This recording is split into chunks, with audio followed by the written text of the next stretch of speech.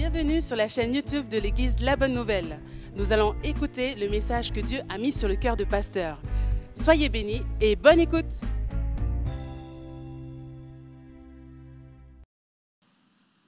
J'espère que vous allez bien. Je sais qu'il fait chaud, je sais qu'il fait lourd, mais je crois que Dieu veut vous faire du bien ce matin. Je crois qu'il veut faire du bien à votre foi en Jésus ce matin. Aujourd'hui, nous fêtons Pâques. Donc, joyeuse Pâques, mes frères et sœurs en Christ. Vous pouvez dire à la personne qui est à côté de vous, joyeuse Pâques.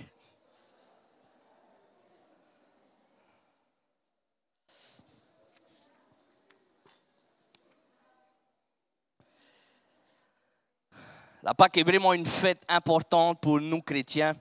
Elle nous rappelle le sacrifice de Jésus à la croix et sa résurrection. Des événements qui font tout simplement partie du plan du salut de Dieu pour nous, pécheurs.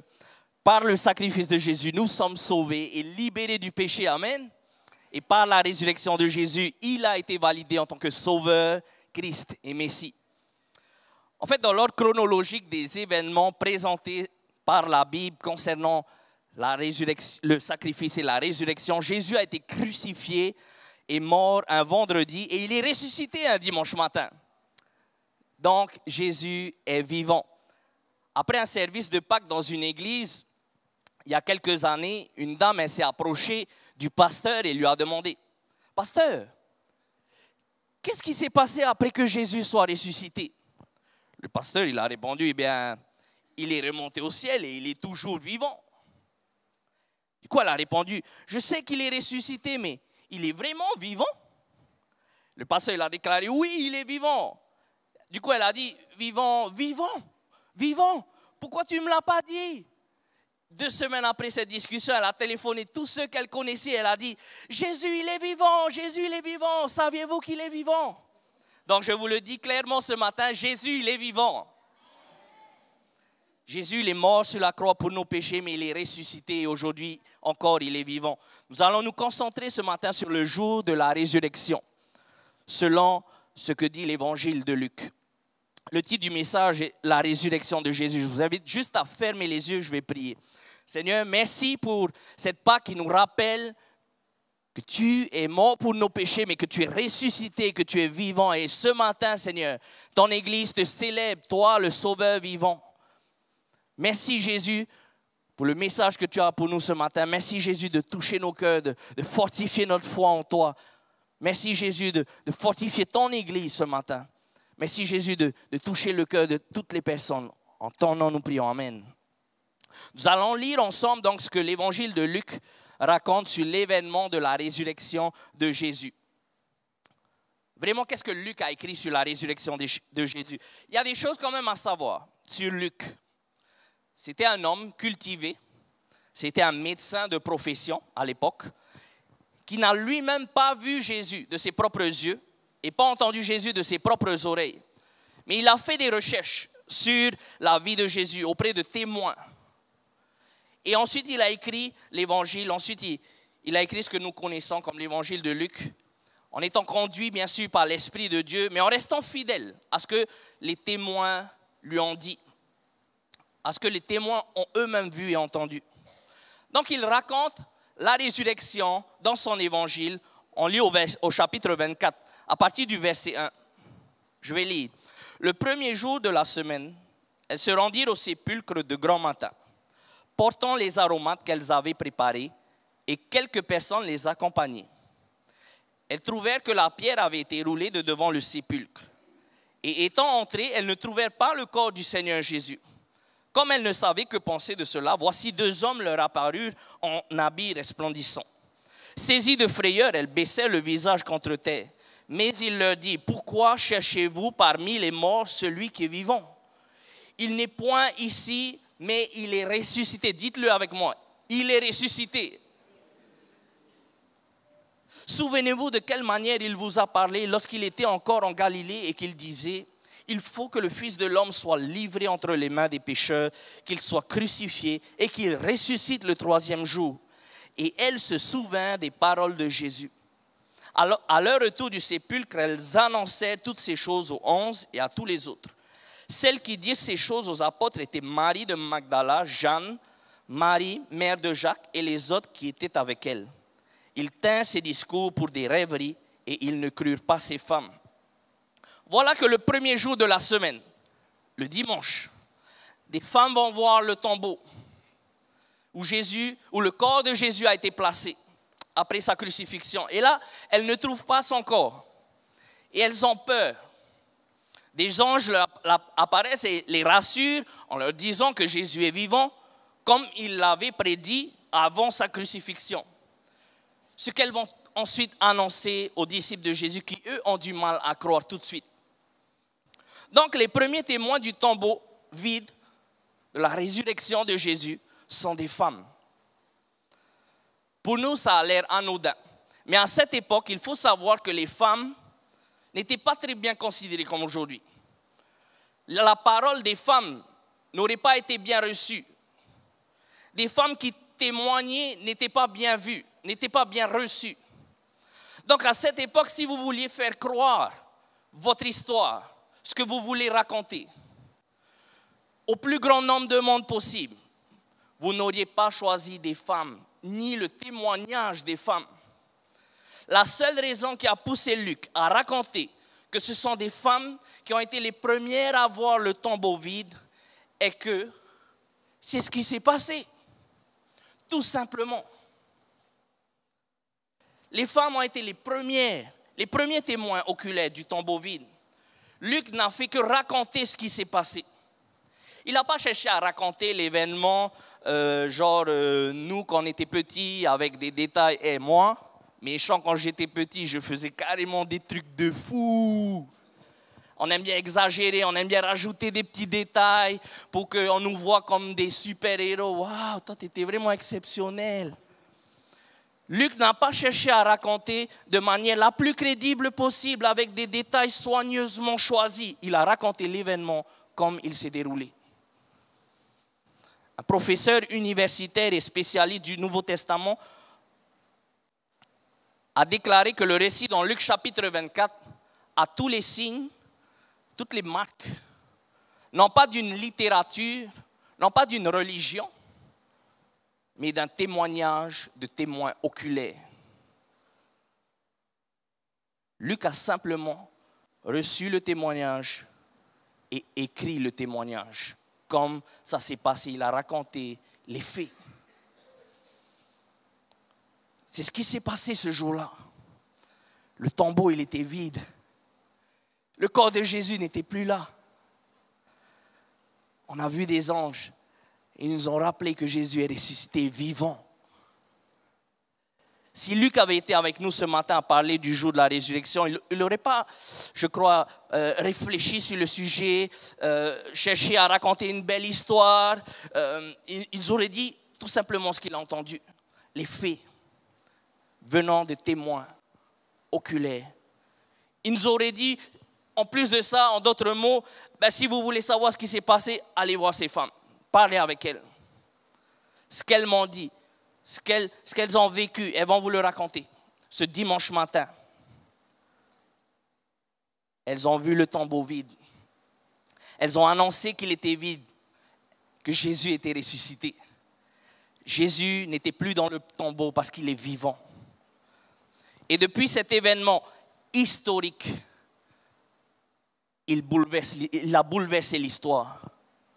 La résurrection de Jésus a bouleversé l'histoire. La résurrection de Jésus est prêchée. Elle n'est pas prêchée en tant que symbolisme qui représente des vérités spirituelles plus élevées.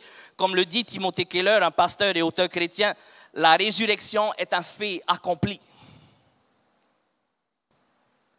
Qu'on soit d'accord ou pas, qu'on y croit ou pas, Jésus est mort et il est ressuscité.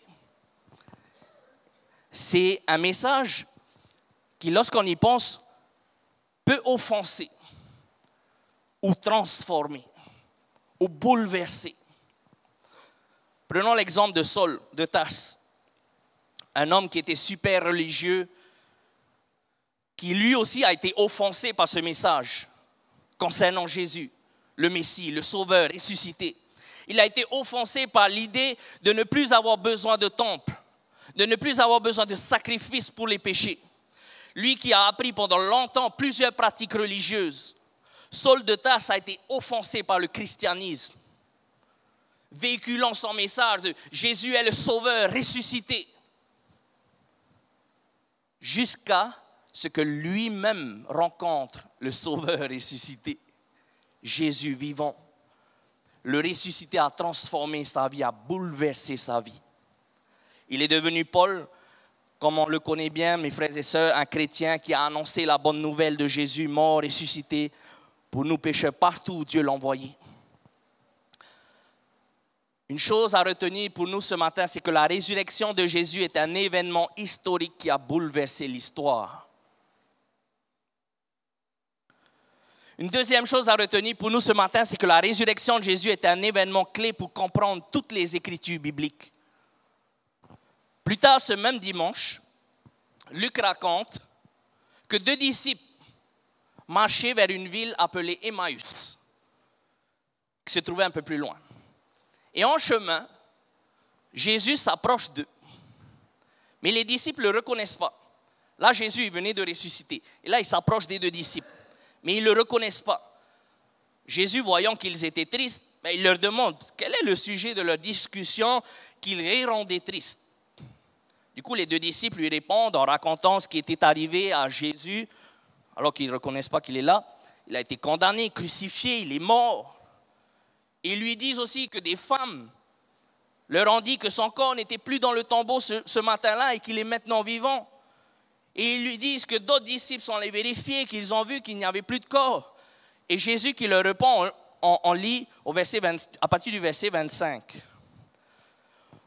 Alors Jésus leur dit, ô homme sans intelligence, et dont le cœur est lent à croire tout ce qu'ont dit les prophètes, ne fallait-il pas que le Christ souffrit ces choses et qu'il entrât dans sa gloire? Écoutez ça, et commençons par Moïse et par tous les prophètes, il leur expliqua dans toutes les Écritures ce qui le concernait. Toutes les Écritures bibliques, autrement dit, toute la Bible pointe vers Jésus-Christ. Toute la Bible, tous les aspects de la Bible convergent vers Jésus-Christ. Jean Calvin, un autre homme religieux, a écrit une préface pour la traduction du Nouveau Testament de quelqu'un d'autre, et voici ce qu'il a écrit. Lui, Christ, est Isaac, le fils bien-aimé du Père qui a été offert en sacrifice, mais qui n'a néanmoins pas succombé à la puissance de la mort. Il est le bon et miséricordieux frère Joseph qui, dans sa gloire, n'a pas eu honte de reconnaître ses frères, pourtant si faibles et méprisables. Jésus est le souverain législateur Moïse qui écrit sa loi sur les tables de nos cœurs par son esprit. Il est le fidèle commandant et guide Josué qui nous guide vers notre terre promise. Il est le roi victorieux et noble qui prend par la main toute puissance rebelle et les amène à sa soumission. Jésus est le magnifique roi triomphant Salomon qui gouverne son royaume dans la paix et la prospérité. Il est fort et il est le fort et puissant Samson qui par sa mort anéantit tous ses ennemis. C'est ce que nous devrions chercher dans toute l'Écriture, vraiment connaître Jésus-Christ et connaître les infinies richesses en lui qui nous sont offertes par lui, par Dieu le Père. Si quelqu'un devait passer au crible toute la loi et les prophètes, il ne pourrait trouver un seul mot qui ne conduirait et amènerait à lui. Donc Paul dit à juste titre dans un autre passage que tout ce qu'il veut connaître, c'est Jésus-Christ. Jésus-Christ.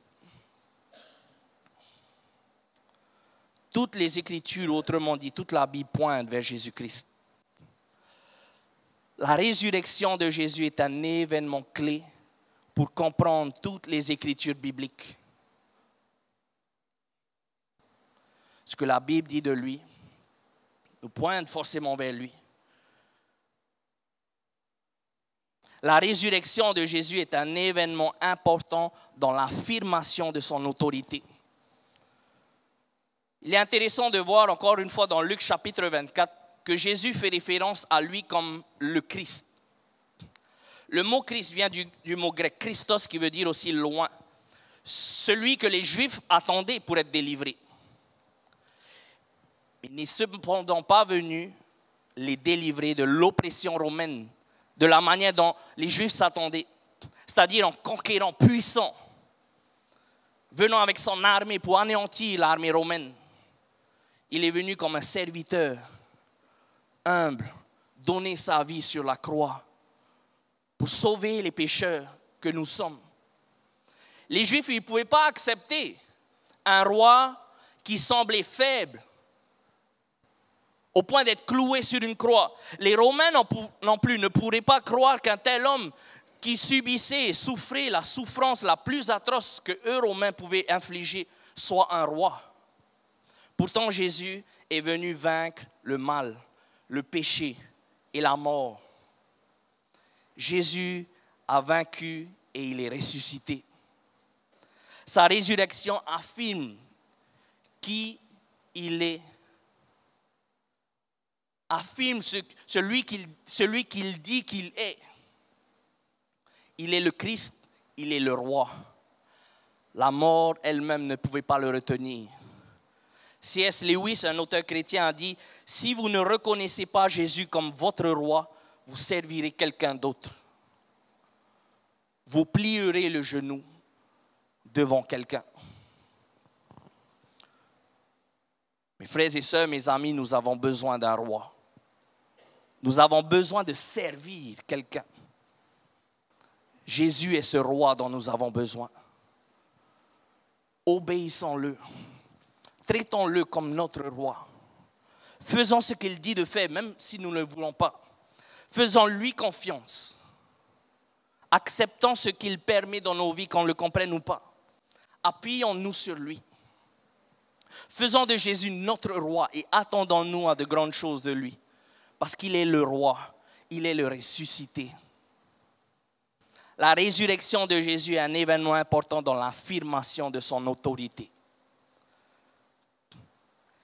Et la résurrection de Jésus est un événement essentiel à partager au monde. Dans la première partie de notre lecture du chapitre 24 de l'évangile de Luc, nous voyons les femmes voir et ensuite aller à annoncer que le tombeau est vide et que Jésus est vivant. Après avoir discuté avec Jésus, les yeux des disciples, les yeux des deux disciples qui étaient sur le chemin d'Emmaüs se sont ouverts et ils ont reconnu Jésus. Mais Jésus disparaît de devant eux. On voit dans Luc chapitre 24, versets 33 à 34, se levant à l'heure même, ils retournèrent à Jérusalem et ils trouvèrent les 11 et ceux qui étaient avec eux assemblés et disant, le Seigneur est réellement ressuscité et il est apparu à Simon. Et puis Jésus va dire plus loin au verset 46, ainsi il est écrit que le Christ souffrirait et qu'il ressusciterait des morts le troisième jour. Et on continue au verset 47 et 48, et que la repentance et le pardon des péchés seraient prêchés en son nom à toutes les nations, à commencer par Jérusalem. Vous êtes témoins de ces choses. Les chrétiens témoignent de Jésus, mort et ressuscité. Les chrétiens sont des témoins pour Jésus.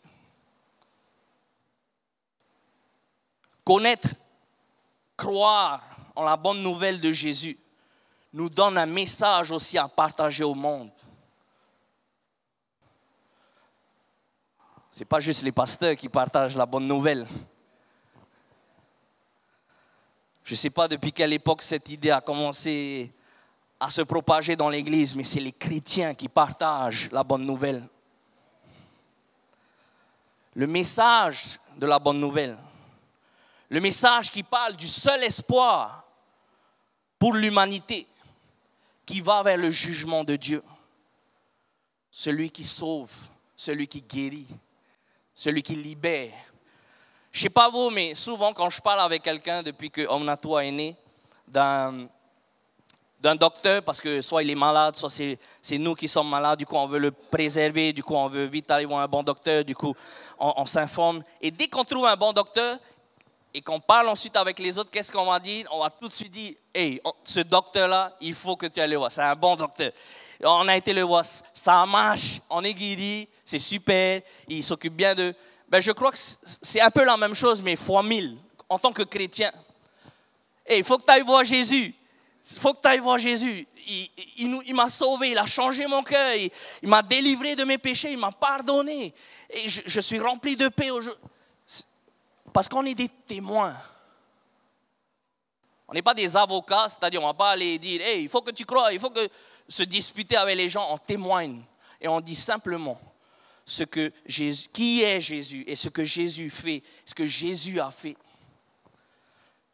Et c'était beau d'entendre vendredi soir dernier d'ailleurs à la jeunesse, pendant le petit groupe, d'entendre le témoignage de Toad, d'entendre le témoignage de Hanale, avec les autres jeunes qui étaient présents. Ils partageaient simplement ce que Jésus avait fait dans leur vie. C'est ça un chrétien, c'est un témoin qui partage la bonne nouvelle, qui partage la bonne nouvelle à toute personne.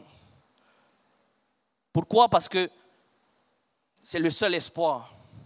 Mes frères et sœurs, c'est le seul espoir. Ce n'est pas un mariage qui va sauver, ce n'est pas un bon travail qui va sauver une personne, ce n'est pas un bon salaire, ce n'est pas une belle maison qui va sauver quelqu'un, c'est Jésus qui sauve. Lorsque la mort elle va arriver à la porte, elle va dire, alors c'est l'heure. Tout ce qu'il y a dessus ce monde va disparaître et il restera une seule chose. La foi en Jésus. Est-ce que Jésus est dans ton cœur? Est-ce que Jésus est dans ta vie? Est-ce qu'il règne? L'humanité va vers le jugement de Dieu. La Bible dit que tous sont pécheurs. Et même moi, hein, je ne dis pas ça en mode je pointe du doigt, même moi. Tous sont pécheurs. Le salaire du péché, c'est la mort éternelle. Mais en Jésus, la bonne nouvelle, c'est qu'en Jésus, les pécheurs sont sauvés et pardonnés.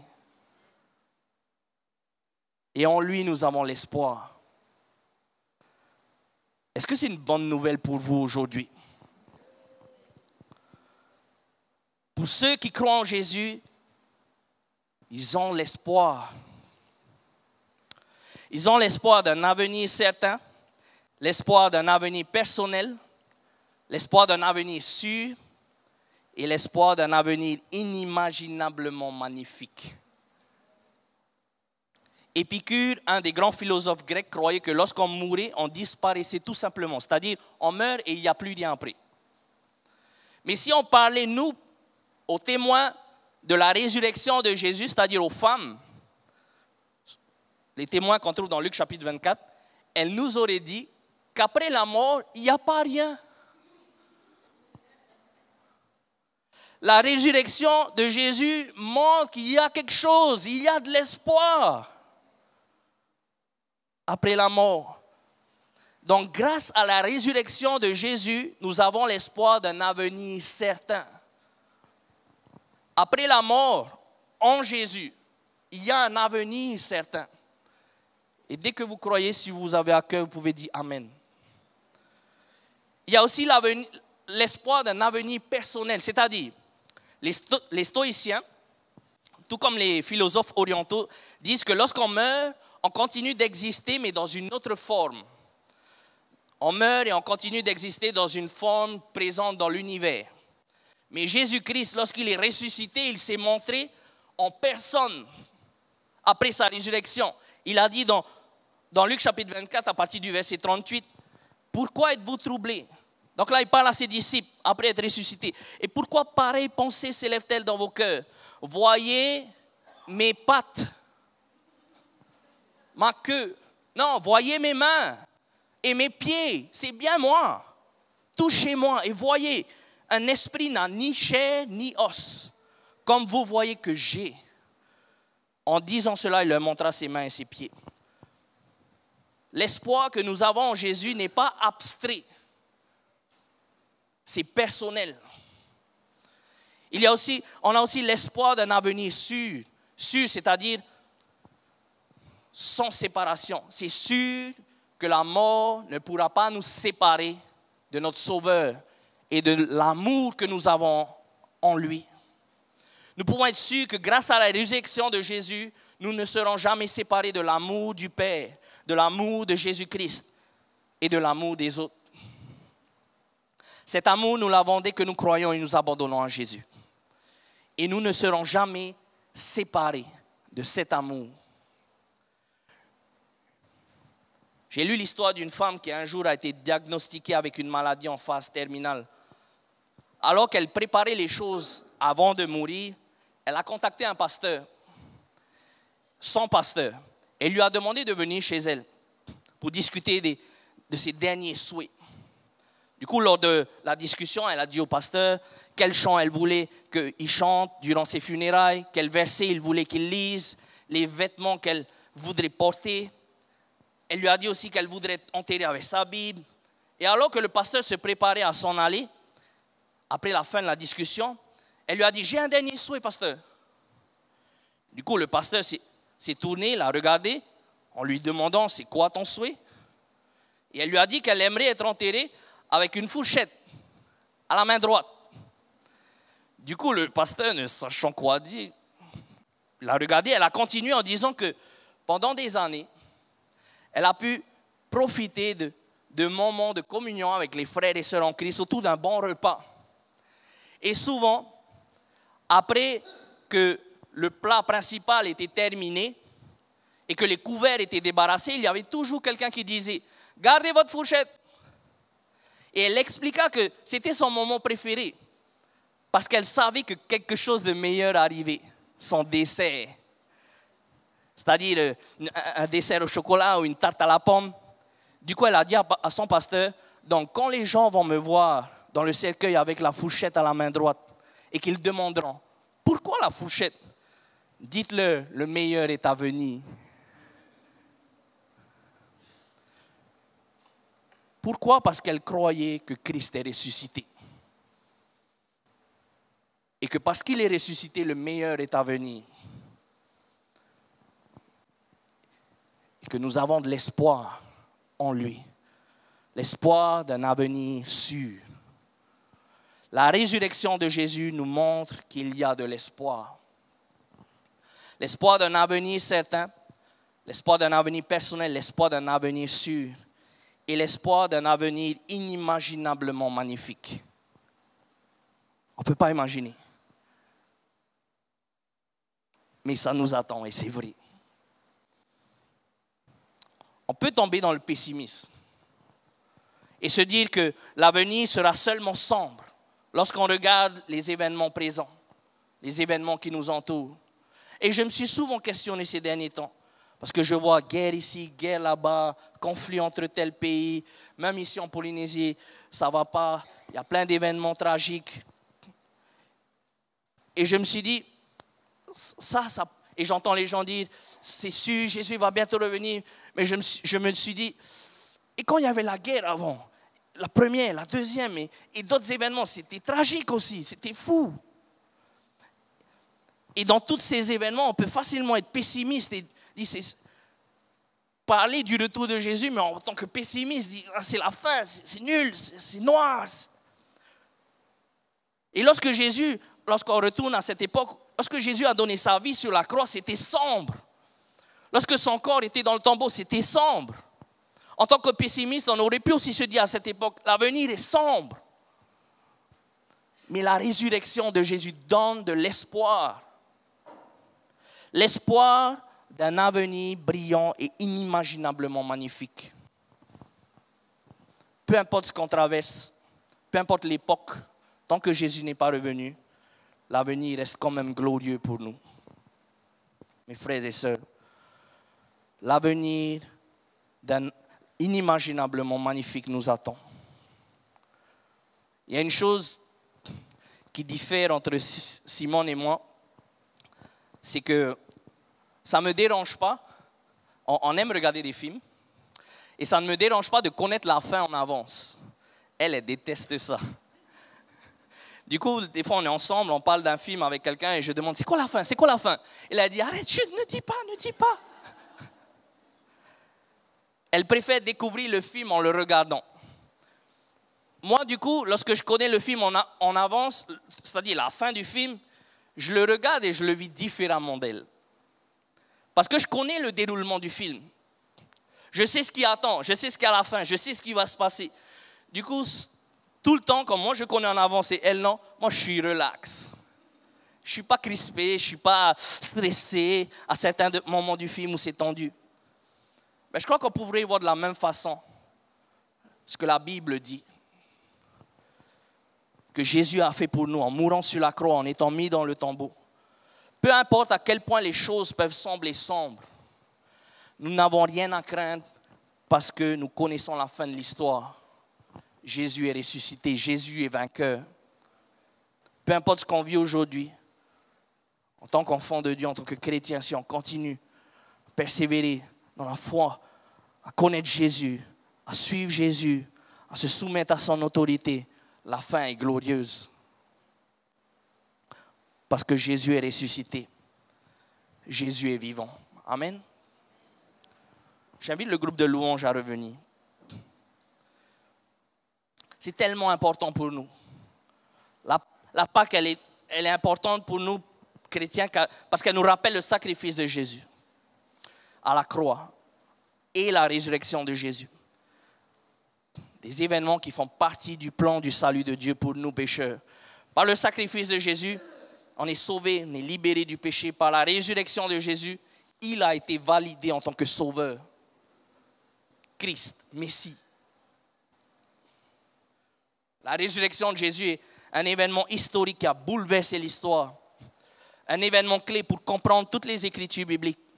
Un événement important dans l'affirmation de son autorité. Un événement essentiel à partager au monde. Si tu crois en Jésus comme sauveur, mort et ressuscité, ton histoire a été bouleversée d'une manière ou d'une autre.